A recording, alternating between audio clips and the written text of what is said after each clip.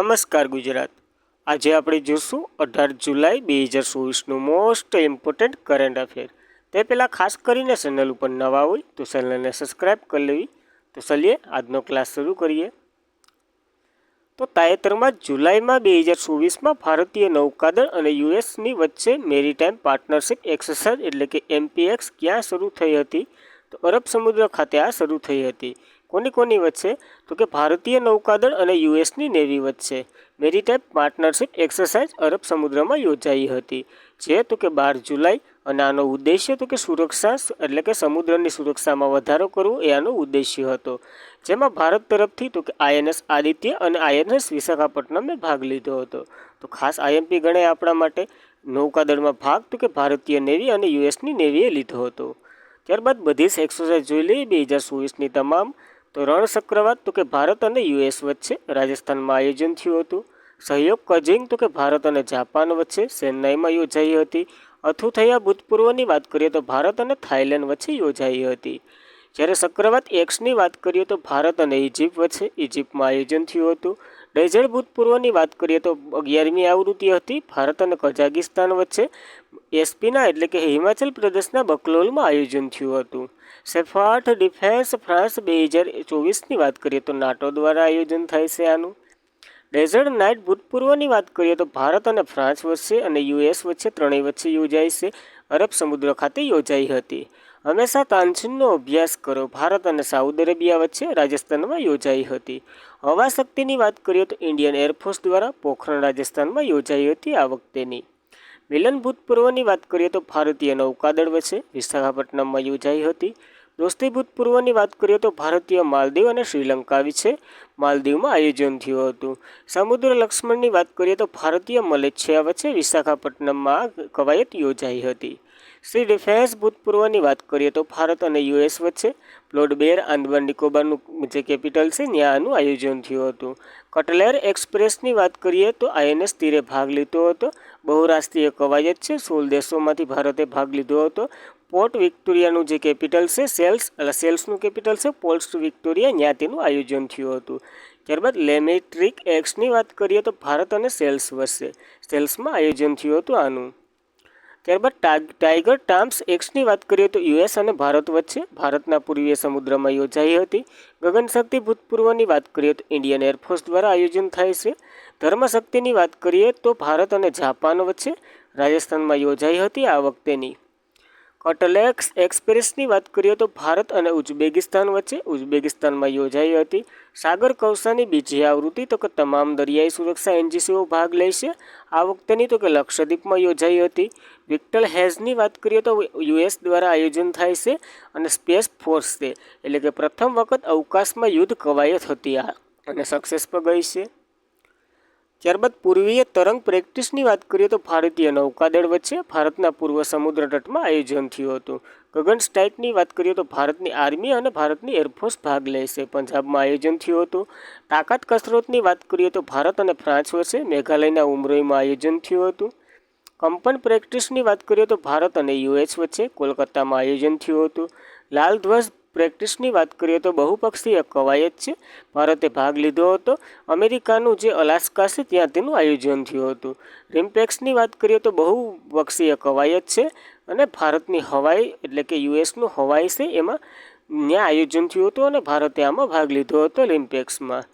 ત્યારબાદ જેમિક્સની વાત કરીએ તો ભારત અને જાપાન વચ્ચે જાપાનમાં યોજાઈ હતી। તરંગ શક્તિની વાત કરીએ તો ઇન્ડિયન એરફોર્સ દ્વારા આયોજન થાય છે। ઓપેક્સ પ્રેક્ટિસની વાત કરીએ તો ભારત અને ઇજિપ્ત ભાગ લેશે ઇજિપ્તમાં આયોજન થયું હતું। તો મિત્રો આ ખાસ કરીને 2024ની મોસ્ટ ઇમ્પોર્ટન્ટ કવાયતો છે અને એક્સરસાઇઝો છે તો ખાસ આપણે તો યાદ જ રાખવી જોઈએ અને ઇમ્પોર્ટન્ટ તમને કરાવી દીધું। ત્યારબાદ તાજેતરમાં જ RBI કોર ઇન્વેસ્ટમેન્ટ કંપની બનાવવા માટેની મંજૂરી કોને આપી છે? તો જીઓ ફાઇનાન્સને આપી છે આ મંજૂરી। તો તાજેતરમાં જ RBIએ કોર ઇન્વેસ્ટમેન્ટ કંપની બનાવવા માટેની મંજૂરી તો કે જીઓ ફાઇનાન્સને આપી છે। જે જીઓ ફાઇનાન્સ તો કે નોન બેન્કિંગ ફાઇનાન્સ કંપની છે એ હવે તો કે કોર ઇન્વેસ્ટમેન્ટ બેંક બનશે। નોન ફાઇનાન્સ તો તે છે જ અત્યારે છે પણ તે તો કે 100 લાખ કરોડ રૂપિયાનો જે ટ્રાન્ઝેક્શન કરવું હોય તો તે પરમિશન નહીં લઈ શકે અને 90,000 સુધી એટલે કે 90 કરોડ સુધી તે પોતાની થાપણો એ શેરો લેવામાં અને ઇન્વેસ્ટ કરવામાં વાપરી શકશે. તો આમાં સરકારની મંજૂરી એને ન લેવી શકે 100 કરોડ સુધી. તો ખાસ કરીને આ યાદ રાખવા જીઓ ફાઇનાન્સ વિશે. ત્યારબાદ તાજેતરમાં કયા ઓપરેશન હેઠળ આઈટીબીપીએ ચીન સરહદ પર 108 kg સોનું જપ્ત કર્યું છે? તો ઓપરેશન જડબા હેઠળ 108 કિલોગ્રામ સોનું જપ્ત કર્યું છે. તાજેતરમાં જ ઓપરેશન જડબા ઓપરેશન હેઠળ આઈટીબીપીએ ચીન સરહદ પર 108 એટલે કે 108 kg સોનું જપ્ત કર્યું છે. તે તો કે ગેરકાનૂની રીતે ભારતમાં આવતું હતું. ઇન્ડો ટિબેટિયન બોર્ડર ફોર્સ આઈટીબીપીનું ફૂલ ફોર્મ થાય છે, જેને ઓપરેશન જડબા શરૂ કરી અને આ એક સોનું પકડાવ્યું છે, જેની રચના તો કે 1962માં થઈ હતી અને ડીજી તો કે રાહુલ રસગોત્રા છે. તો ખાસ કરીને ડીજી પર યાદ રાખવા. ત્યારબાદ આવા જ ઓપરેશનો જોઈ લઈએ. તો ઓપરેશન કરુણા તો કે ચક્રવાતથી પ્રભાવિત મ્યાનમારને મદદ કરી હતી ભારતે. ઓપરેશન ગંગા તો કે યુક્રેનમાં ફસાયેલા ભારતીયોને પરત લાવવા માટે. ઓપરેશન દેવી શક્તિ તો કે અફઘાનિસ્તાનમાં ફસાયેલા ભારતીયોને પરત લાવવા માટે. ઓપરેશન મિત્ર તો કે સુરકી અને સિરિયામાં જે ભૂકંપ આવ્યો હતો એને મદદ કરવા માટે. ઓપરેશન કાવેરીની વાત કરીએ તો યુદ્ધગ્રસ્ત સુદાનમાંથી તેના નાગરિકોને બહાર લાવવા માટે. ઓપરેશન મેઘદૂતની વાત કરીએ તો 1986માં સિયાચીન વિજય હાસિલ કર્યો હતો તેની ખુશીમાં મનાવ્યું હતું. ઓપરેશન ઓલરાઉન્ડરની વાત કરીએ તો જમ્મુ કાશ્મીરમાં આતંકવાદીઓને મારવા માટે. અને ઓપરેશન પોલો તો કે 1948માં હૈદરાબાદમાંથી ભારતને ભેળવ્યું હતું એના માટે ઉજવવામાં આવે છે.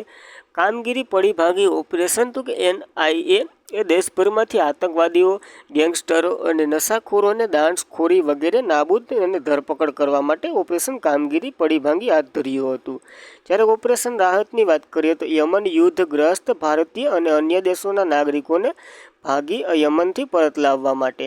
ઓપરેશન અજયની વાત કરીએ તો ઇઝરાયલમાંથી તેના નાગરિકોને હાંકી કાઢવા માટે એટલે કે ભારતના નાગરિકોને. અલ અક્સાપુર તો કે હમાસે ઇઝરાયલ પર હુકમ કર્યો હતો તેનું કોડનેમ હતું. જ્યારે તલવારોનું લોખંડ તો કે ઇઝરાયલે જવાબ કાર્યવાહી આપી હતી અલ અક્સાને. જ્યારે ઓપરેશન ચક્ર 2 તો કે CBIએ શરૂ કર્યું હતું. ઓપરેશન અમૃતની વાત કરીએ તો કેરળ દ્વારા શરૂ કરવામાં આવ્યું હતું. ઓપરેશન રાહત તો કે RPIFએ શરૂ કર્યું હતું અને ઓપરેશન ઉપલબ્ધ છે RPIFએ. ઓપરેશન સીલ વિન્ડ તો કે BSFએ શરૂ કર્યું હતું અને ઓપરેશન સર્વશક્તિની વાત કરીએ તો ભારતીય સેના જેમાં આતંકવાદીઓનો સફાયો કરવા માટે શરૂ કરવામાં આવ્યું હતું. જ્યારે ઇન્દ્રાવતીનું સંચાલન ઓપરેશન તો કે ભારતીય હૌતીને છોડવા માટે કર્યું હતું અને ઓપરેશન કામધેનુ જે જમ્મુ કાશ્મીરમાં પશુઓની તસ્કરીને રોકવા માટે પોલીસે શરૂ કરેલું ઓપરેશન છે. તો ખાસ કરીને આ બધા જ ઓપરેશનો યાદ રાખવા મિત્રો. જોડકા જોડો સ્વરૂપે કે આડાવરા ગમે એમ પ્રશ્ન પૂછાઈ શકે. ત્યારબાદ તાજેતરમાં જ રવાંડના નવા રાષ્ટ્રપતિ કોણ બન્યા છે? તો પોલ કગામે બન્યા છે રવાંડના નવા રાષ્ટ્રપતિ. તો તાજેતરમાં જ રવાંડના નવા રાષ્ટ્રપતિ પોલ કગામે બન્યા છે. રવાંડની વાત કરીએ તો તે આફ્રિકન કોન્ટિનેન્ટ દેશ છે, જેનું કેપિટલ કિગાલી છે. ચલણ તો કે રવાંડા ફ્રાન્સ છે. તો ખાસ કરીને નવા રાષ્ટ્રપતિ આવ્યા તો યાદ રાખવા પડે. ત્યારબાદ ઇન્ટરનેશનલ નિયુક્તિ જોઈ લઈએ જેમાં પ્રેસિડેન્ટ અને PMની. તો કે ઈરાનના પ્રમુખ તો કે મસૂદ પેઝેશ્કિયન બન્યા હતા. જે યુકેના પ્રેમદી તો ક્રિસ સ્ટારમેન બન્યા હતા. નેધરલેન્ડના PM તો કે ડ્રીક સુફ બન્યા હતા. દક્ષિણ આફ્રિકાના રાષ્ટ્રપતિ સિરિલ રામાફોસા બન્યા હતા. આઇસલેન્ડના રાષ્ટ્રપતિ તો કે કાઉલ્ડિયલ સિરન મેક્સિકોના પ્રથમ પ્રમુખ બન્યા હતા. જ્યારે લિયાઉનીના રાષ્ટ્રપતિ ગીતાનસ નેસેડા અને સાંડના વડાપ્રધાન અલામેય હલીના, સાંડના પ્રમુખ મહામત ઇદ્રીસ ડેબી, વિયેતનામના રાષ્ટ્રપતિ તરીકે તુલામ અને ક્રોએશિયાના PM એન્ડ્રીજ પ્લેકોવિક. જ્યારે સ્ટોલેન્ડના પ્રથમ મંત્રી જ્હોન સ્વીની બન્યા હતા. પનામાના પ્રમુખ તરીકે જોસ રાઉલ મુનિયો, સિંગાપુરના PM લોરેન્સ વોંગ, આઇસલેન્ડના વડાપ્રધાન બેનર્જી બેન્ડિકસન, સ્લોવાકિયાના રાષ્ટ્રપતિ પીટર પેગિયન, અબ્દુલ ફતેહ અલ સીસી ત્રીજી વખત ઇજિપ્તના રાષ્ટ્રપતિ બન્યા હતા. જુડિથ સુમિન્યો તુલુકા તો કે ડેમોક્રેટિક રિપબ્લિક ઓફ કોંગોના PM બન્યા છે. સેનેગાલના રાષ્ટ્રપતિ બસીરો દિયામે ફાય બન્યા છે. સેનેગલના રાષ્ટ્રપતિ બસીરો દિયામે ફાય. પોર્ટુગલના PM તરીકે લુઇસ મોન્ટેગો, આઇસલેન્ડના નવા PM તરીકે સિમોન હેરિસ, પેલેસ્ટાઇનના નવા PM તરીકે મોહમ્મદ મુસ્તફા, હંગેરીના રાષ્ટ્રપતિ ટોમસ સુલોકિયા. જ્યારે પાકિસ્તાનના પીએમ તરીકે શાહબાઝ શરીફ બન્યા હતા, જ્યારે પાકિસ્તાનના રાષ્ટ્રપતિ તરીકે આસિફ અલ ઝરદારી બન્યા છે. ઇન્ડોનેશિયાના રાષ્ટ્રપતિ તરીકે પ્રબોધ સુબિયાન્ટો, યમનના પીએમ તરીકે અહેમદ અવદ બિન, અલ સાલ્વાડોરના રાષ્ટ્રપતિ તરીકે નાયબ બુકેલો, કઝાકિસ્તાનના પીએમ તરીકે ઓલ્ઝાસ બેકેનોવ, ફિનલેન્ડના રાષ્ટ્રપતિ તરીકે એલેક્ઝાન્ડર સ્ટબ, કોમોરોસીના પ્રમુખ તરીકે અઝાલી આસોમની અને તાઇવાનના નવા રાષ્ટ્રપતિ તરીકે લાયસિંગ તેઓ ફ્રાન્સના સૌથી યુવા અને પ્રથમ સમલૈંગિક વડાપ્રધાન પણ બન્યા હતા, ગેબન એટેલ. જ્યારે ડેમોક્રેટિક રિપબ્લિક ઓફ કોંગોના પ્રમુખ ફેંગ તિનસેન્ડી બન્યા છે. તો ખાસ કરીને આંતરરાષ્ટ્રીય નિયુક્તિ યાદ રાખવી. ત્યારબાદ તાજેતરમાં જ કયા દેશમાંથી એક રસ્તાનું નામ ભારતીય મૂળના ડૉક્ટરના નામ પરથી રાખવામાં આવ્યું છે? તો યુએઈના એક રસ્તાનું નામ એટલે કે યુનાઇટેડ અરબ અમીરાતના એક રસ્તાનું નામ ભારતીય ડૉક્ટરના નામ ઉપર રાખવામાં આવ્યું છે. એ ડૉક્ટરનું નામ તો કે જ્હોન મેથ્યુ છે અને તે કેરળથી બિલોંગ કરે છે. એના નામ ઉપર એક તો કે અરબ અમીરાતમાં એક રોડનું નામ રાખવામાં આવ્યું છે, જ્હોન મેથ્યુ રોડ. તો ખાસ યાદ રાખવું. ત્યારબાદ આવા જ નામ બદલાયેલા આંતરરાષ્ટ્રીય થોડાક જોઈ લે. તો ઇઝરાયલ તેલ અવલી સ્ટીલ નામ તો કે ટાગોર સ્કીલ રાખ્યું હતું, જ્યારે દિલ્હી સરકારે કોલોની અને રસ્તાનું નામ બદલી બાબા સાહેબ આંબેડકરના નામ ઉપર રાખવાનો નિર્ણય કર્યો હતો. જાહેરાત કરી હતી કે રાજપથનું માર્ગ તો માર્ગ બની જશે, એટલે કે ફરજનો માર્ગ બની ગયો છે. અને ભારતનું બીજું મિલિટરી સ્ટેશન જ્યાં પ્લાસ્ટિક કચરાનું રોડ બનાવવામાં આવ્યો હતો તે તો કે જયપુર મિલિટ સ્ટેશન બન્યું હતું. પેલું કયું હતું? ખાલી સ્થળ કહી દઉં, નામનું આવડે તો કંઈ નહીં, આપણે ઘણીવાર રિવિઝન કર્યા હતા. સૂર્યા હેઠળ લખેલું છે. પેલી તો કે ગુવાહાટી નારંગી મિલિટ સ્ટેશન હતું, જે દેશનો પ્રથમ સ્ટીલ રોડની વાત કરીએ તો સુરત હજીરા ખાતે બનાવવામાં આવ્યો હતો. તો ખાસ કરીને અલગ અલગ વિચિત્ર પ્રકારના રોડો યાદ રાખવા. ત્યારબાદ તો કે તાજેતરમાં જ world championship of legends 2024 title કોણે જીત્યું છે? તો કે ભારત ચેમ્પિયનશિપે જીત્યું છે અને આ પ્રથમ ટાઇટલ છે. તો તાજેતરમાં જ વર્લ્ડ ચેમ્પિયનશિપ ઓફ લિજેન્ડ્સ 2024નું ટાઇટલ તો કે ભારતીય જીત્યું છે. આમાં પહેલાં તો કોણ ભાગ લે એના વિશે ચર્ચા કરીએ. તો કે ભારતના જે રિટાયર્ડ ક્રિકેટરો હોય એ આમાં ભાગ લે છે. જીત્યું તો કે ભારતીય ચેમ્પિયનશિપ એ પ્રથમ આવૃત્તિ હતી. આયોજન ઇંગ્લેન્ડમાં થયું હતું. જીત તો કે ભારત ચેમ્પિયનશિપ અને હારનાર પાકિસ્તાન, આપણો પુત્ર. તો પછી ભારત થોડુંક મૂકે, તો ખાસ યાદ રાખવું. ત્યારબાદ આનું ઓર્ગેનાઇઝેશન તો કે ઇંગ્લેન્ડ એન્ડ વેસ્ટએ કર્યું હતું અને cricket board player of the series તરીકે સુફુલ પઠાણ બન્યા છે અને પ્લેયર ઓફ ધ મંથ તરીકે અબાતી રાયડુ બન્યા છે. તો ખાસ કરીને આ બે પણ યાદ રાખવા ઓલાની સાથે. ત્યારબાદ અમિત શાહે તાજેતરમાં જ ઇન્દોરના પીએમ કોલેજ ઓફ એક્સલન્સનું નામનું ઉદ્ઘાટન કર્યું છે. તે ક્યાં આવેલું છે? તો કે ઇન્દોર ખાતેથી આનું ઉદ્ઘાટન કર્યું છે અમિત શાહે. તો અમિત શાહે તાજેતરમાં જ ઇન્દોર પીએમ કોલેજ ઓફ એક્સલન્સનું ઉદ્ઘાટન કર્યું છે, જે ઇન્દોર ખાતે સ્થિર છે. તો મહારાષ્ટ્રની યુનિવર્સિટીઓ છે જે બધીને તો કે પીએમ કોલેજ ઓફ એક્સલન્સમાં રૂપાંતરિત કરવાનું છે. હવે આનો ફાયદો શું થાય? તો કે આ યુનિવર્સિટીમાં જે વિદ્યાર્થી ભણતા હોય, હવે સમજી લો કે હું ઇલેક્ટ્રિકનું કરતો હોય તો ઇલેક્ટ્રિકનું મારી સાથે ઇલેક્ટ્રિકના કોઈ પણ ટ્રેડ ઉપયોગ હોય પીએમ કોલેજમાં, તો એ પણ ટ્રેડ પણ કરી શકે અને હું મારું પઢાઈ એટલે ભણી પણ શકું. એટલે મને એક ડિગ્રી પણ મળે છે અને એક સર્ટિફિકેટ પણ મળશે. તો આનો આ ફાયદો છે. તો ખાસ કરીને યાદ રાખવું, અમિત શાહે ઉદ્ઘાટન કર્યું છે પીએમ કોલેજનું. ત્યારબાદની આવી જ થોડીક ચર્ચામાં રહેલું શિક્ષણને લગતું કરંટ અફેર જોઈ લે. તો નેશનલ એજ્યુકેશન પોલિસી 2020 લાગુ કરનાર પ્રથમ રાજ્ય તો કે મધ્યપ્રદેશ જ બન્યું હતું. જ્યારે મધ્યપ્રદેશ દેશનું એકમાત્ર રાજ્ય છે જેને એન્જિનિયર અને મેડિકલ સાયન્સ અભ્યાસ માટે તેમની માતૃભાષામાં અનુવાદન કરાવ્યું છે. જ્યારે ભારતની પ્રથમ ઓનલાઈન ગેમિંગ એકેડેમી મધ્યપ્રદેશ બનાવવામાં આવી હતી અને મુખ્યમંત્રી મોહન યાદવે પ્રધાનમંત્રી શ્રી પ્રવાસ હવાઈ સેવા શરૂ કરી હતી.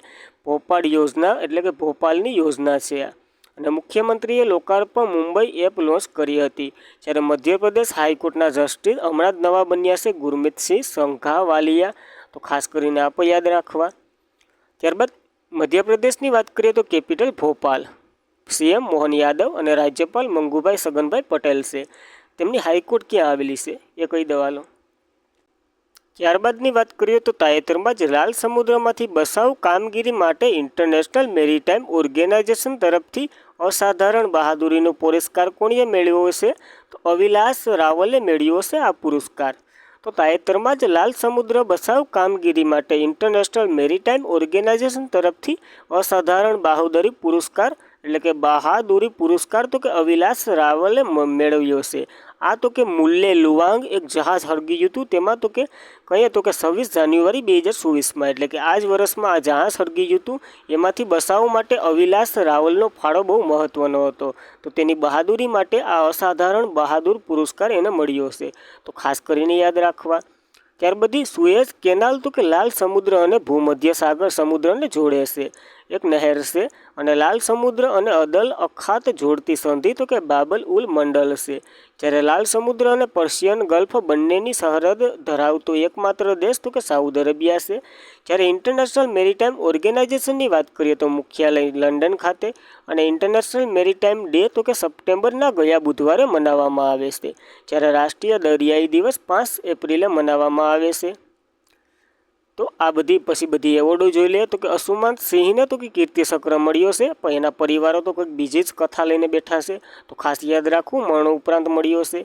ત્યારબાદ તો કે મિલિટરી જેન્સ award of the year award 2023 Radhika સેનને, અને શો પ્રાઇઝ જે અગાઉનો નોબલ CR કુલકર્ણીને, અને સાહિત્ય અકાદમી ફેલોશિપ એવોર્ડ સ્કીન બંદેને, ટ્યુરિંગ પ્રાઇઝ 2023 તો કે અવી વિગડન્સને.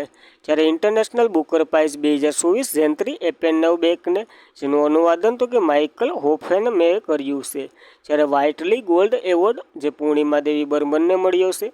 2024નો પંડિત રાજેન્દ્ર ગંગાનાઈને તો કે લસુ મહારાજ એવોર્ડ મળ્યો હતો. ગોલ્ડ મેડ એન્વાયરમેન્ટ પ્રાઇઝ તરીકે અલોક શુકલની પસંદગી થઈ હતી. ક્રિસ હ્યુમેનિટેરિયન એવોર્ડ 2021 રતન ટાટાને, 2023નો તો કે બિગ ગેલ્સ્ટને, અને વર્લ્ડ પ્રેસ ફોટો 2024 મોહમ્મદ સાલેમને મળ્યો છે. જ્યારે આર્યભટ્ટ પુરસ્કાર પાઉલિયા સુબારાવને, લતા દીનાનાથ મંગેશકર એવોર્ડ 2024નો તો કે અમિતાભ બચ્ચનને, એબલ પુરસ્કાર મિલેશ ટાલાગ્લાસને, ઇરેશિયમ એવોર્ડ અમિતાભ ઘોષને, 2024નો પિક્ઝલ પ્રાઇઝ રિંકિયા યામામોટાને, મિસ વર્લ્ડ 2024 તરીકે ક્રિસ્ટિના પિકાજો, મિસ યુનિવર્સિટી 2023 તરીકે સેની પેલેસ્ટિયોનો પસંદ કરવામાં આવ્યા હતા. જ્યારે 2023નું GD Birla award doctor Aditi સેન્ડેને, જ્ઞાનપીઠ પુરસ્કાર 58મો જગદીશ ગુરુ રંભાચારી અને ગુલઝારીલાલને, KPB નામીબિયા એવોર્ડ S સોમનાથનને, ઇસરોના અધ્યક્ષ છે. CK Naidu lifetime achievement award Ravi Shastri અને ફારૂક એન્જિનિયરને, આસામનો વૈભવ સન્માન રંજન ગોગાઈને. જ્યારે MS સ્વામીનાથન એવોર્ડ BR કંબોજને, 2023નો સ્ટાર રામાનુજન પુરસ્કાર રોય કિંગ આવ ઝાંગને મળ્યો હતો.